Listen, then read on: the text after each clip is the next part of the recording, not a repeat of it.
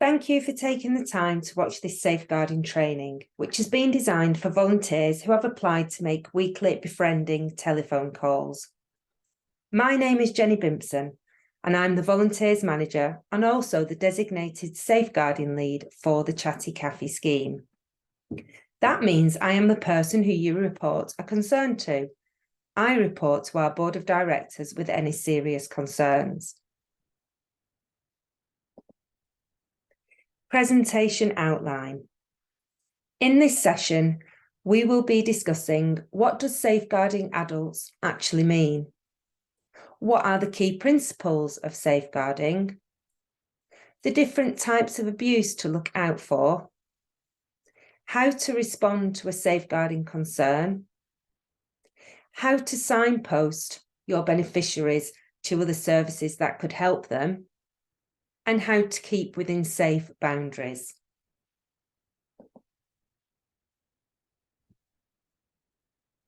What does safeguarding adults mean?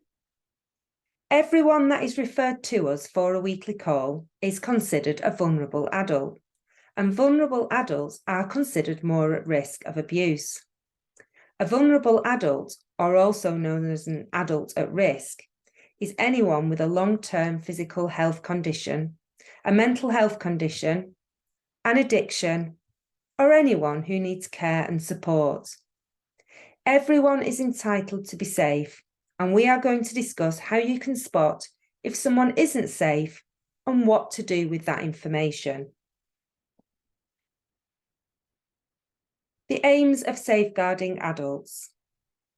The aims are to prevent harm and reduce the risk of abuse or neglect to adults with care and support needs. To stop abuse or neglect wherever possible. To make safeguarding personal.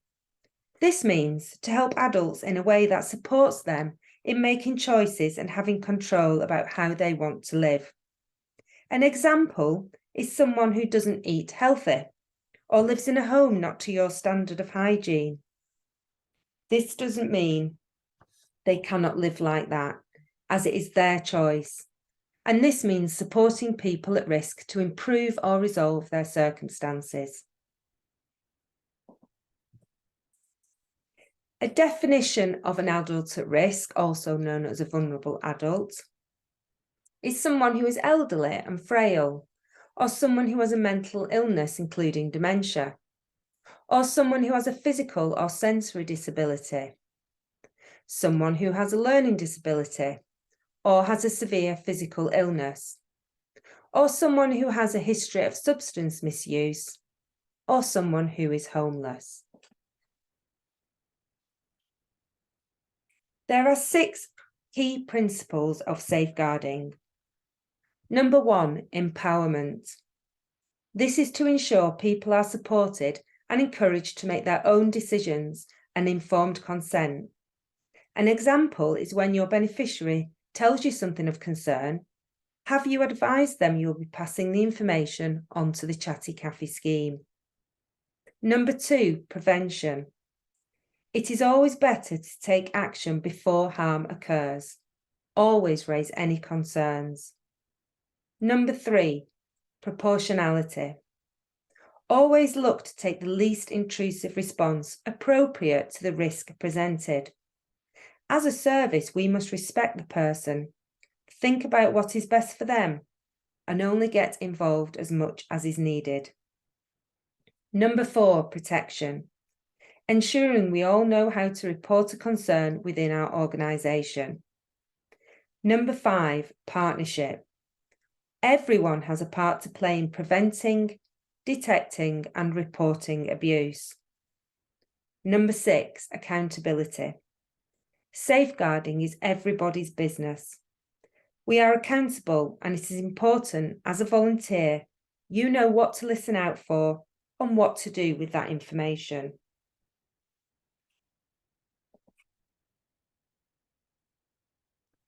Different types of abuse. There are many types of abuse, including financial and psychological, as well as the more commonly known physical, emotional, and sexual abuse. An example of financial abuse could be if your beneficiary tells you that their friend has taken over control of their bank account and benefits to help them, but now your beneficiary is struggling for money. An example of emotional abuse and modern slavery could be if your beneficiary has a learning disability and say someone has moved in with them and now makes them cook and clean. An example of physical abuse could be a lady who lives in a ground floor flat and youths are persistently knocking on her door, smashing windows and making threats to her life. Always be mindful of signs and symptoms of abuse, i.e. major changes in a person's mood or tone. Official reports show that compared to other age groups, people aged 85 and over are much more likely to be the subject of a safeguarding inquiry.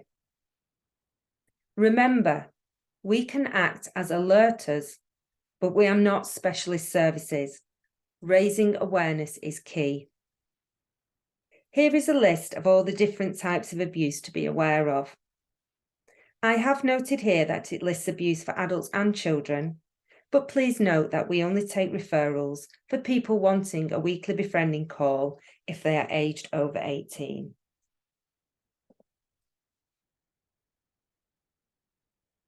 How to respond to a safeguarding concern when you're talking to your beneficiary.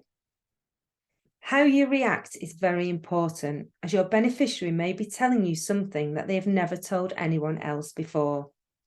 Listen carefully and take care not to blame them. Do not promise to keep it a secret, and do not panic or overreact. What to do if you are told a person is being subjected to abuse. If ever you're unsure whether to tell us, do anyway, as it's always best to be on the safe side. Take it off your shoulders and put it on our shoulders, and we can make the decision as to what is best for your beneficiary. Even if you're a little bit on the fence about letting us know about something, please always do, as it's always best to be on the safe side. So number 1, listen and remain calm. Listening is really important. Don't interrupt your person. Don't be judgmental and remain calm.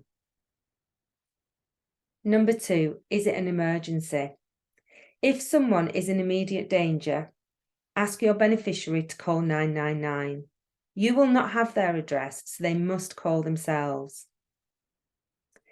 If it isn't an emergency, advise your beneficiary that it's not their fault what's happened and that they have done the right thing by telling you. Explain to them you do take them seriously and you will be passing this on to the Chatty Cafe. It is not your role to investigate or ask questions, but simply to raise the concern to the Chatty Cafe. Contact the Chatty Cafe straight after your call to report the concern. If there is no answer on the phone, please email Jenny, the designated safeguarding lead, with the subject title saying safeguarding concern. Do not discuss the matter with anyone else who does not need to know. Once you have raised the concern, Jenny will refer the matter, if needed, to the adult safeguarding team in the town where the beneficiary lives. They would then be responsible for investigating the matter further. If we do not deem the matter serious enough for the safeguarding team, then we would let the beneficiary's link worker know. Here are a list of crisis helplines. These can also be found on page 16 of the Chatty Volunteer Handbook. This handbook is on our website on the About Us page under Policies and Procedures. Always pass any of these helplines onto your beneficiary if needed.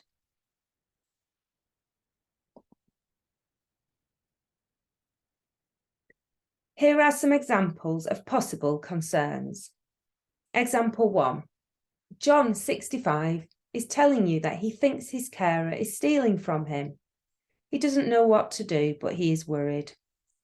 Encourage John to contact the police to report it, and you also report your concern to the Chatty Cafe. Example 2. Lucy, 88, tells you that her son keeps visiting and is physically abusive to her, and she's very scared when he's there. Tell Lucy you will let the Chatty Cafe know. Contact the designated safeguarding lead at the Chatty Cafe scheme, Jenny, to advise of what you have been told. Jenny will then report the matter to the adult safeguarding team in the town where Lucy lives, so the matter can be looked into. Boundaries. It is very important to know the boundaries you must keep within as a volunteer. Recognise your own personal boundaries, so setting your calls to a limit of 30 minutes and remembering to not overshare your own experiences. You can have empathy for someone's situation. For example, your beneficiary may have recently experienced a bereavement and you have too in the past. It's fine to empathise with them and touch on what happened to you, but don't go into too much detail about your own life. Also, do not disclose anything your beneficiary tells you to a third person. Do avoid getting into situations that could be misunderstood. An example of this could be saying in conversation how lovely it would be to meet up, and your beneficiary taking this as a positive sign you may do so in the future. Or your beneficiary may be going through a hard time financially, and you say you would love to be able to help. Your beneficiary may interpret this as you can send them some money. Do always think before you say yes to a request for help. We cannot fix people's problems, even though it is a basic instinct to want to. You can listen to them. You can signpost them to help, like the Samaritans, their GP, or even the emergency services if needed. But you cannot always have the answer to their problems, and that is perfectly okay. Do end your calls when agreed with the Chatty Cafe. Do not continue to call your beneficiary past your end date, even just once a month. You will be given an end date for your calls with your beneficiary, and they must end then. Don't give out your telephone number or your home address. It is a befriending call. It is okay to talk about yourself, but just ensure you don't share any details like your surname or where you work. Remember, you must always withhold your number when calling your beneficiary, and note that you cannot text from a withheld number. Don't give out any social media information. Do not follow or add your beneficiary to any of your social media accounts. Don't become emotionally over-involved. If you feel stressed or burdened by a conversation with your beneficiary, call the Chatty Cafe to talk through the call. Do not feel you have to fix their problems, and be reassured that just by listening, you will probably have helped. Don't agree to meet your beneficiary in person. Never agree to meet your beneficiary or promise to in the future. All of the Chatty Cafe training and safeguarding that you are attending is for telephone calls only.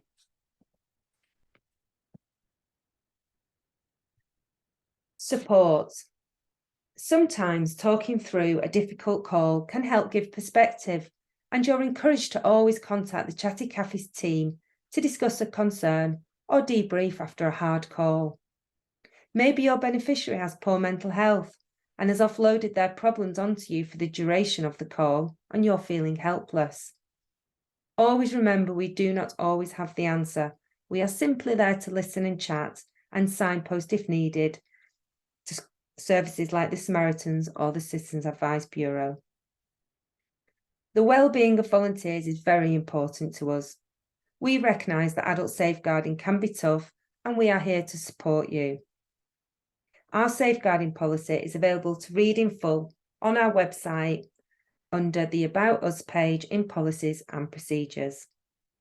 And remember, a simple conversation can make a big difference to someone who spends most of their time alone. Thank you for contributing your time to this cause. Enjoy the interactions, stories, and new friendships you will make.